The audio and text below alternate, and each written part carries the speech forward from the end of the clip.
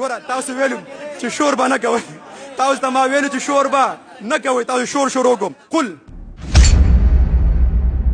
چاته ویل کېږي قل صيغه د شیشه د مولوي صاحب د جمع ده. قل ووایئ ټول آمنا بالله، بل ځای کې الله وایي، بل ځای کې الله وایي قولو. السلام علیکم. دا خلک مونږ ته وایي چې تاسو احادیث د رسول الله صلی الله علیه وسلم پرېږدئ او قرآن ته راشئ. د دوی دا ناره چې دا به ظاهرا ډېره ښایسته ښکاري، خو پوښتنه دا ده چې دا خلک په خپله د دې قرآن کریم په ژبه باندې څومره پوهېږي.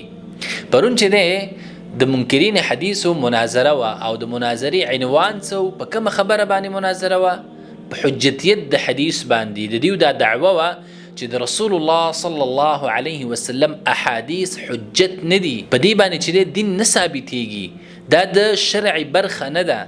چې کله موږ دا خبره کوو چې دا خلک د احادیثو نه منکر دي، نو ډیر خلک او خلک چې دیو دوکه کړي هغه وایي چې نه دیو د احادیثو نه منکر نه دي، ته ولې منکري حدیث وې؟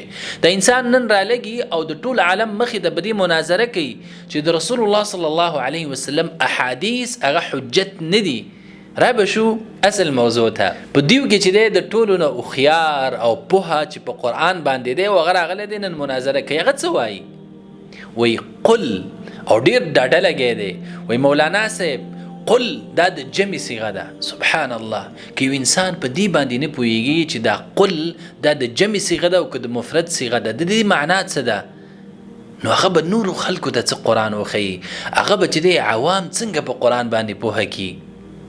زما ډېرو محترم ورونو، صرف نعره وهل چې قرآن ته راشئ دا ډېر ښه ساوند کوي او بظاهرا ډېره ښه نعره ښکاري، خو د دې خلکو حقیقت دا دی چې دیو نه په قرآن باندې پوهېږي، نه ور باندې عمل کوي، او نه چې د دیو مقصد دا دی چې خلک راشي قرآن ته. ته چې څوک رابلي یو څیز ته باید ته په هغې باندې پوهی. نو چې کله ستا حال دا دی او په ټولو کې تکنه شخص او د مناظر حال دا دی چې هغه په قل باندې نه پوهېږي چې دا جمع ده او که دا مفرد دی، او که چېرته موږ دې سره ومنو چې دا قل جمع شوه نو دې مفرد څه شی دی؟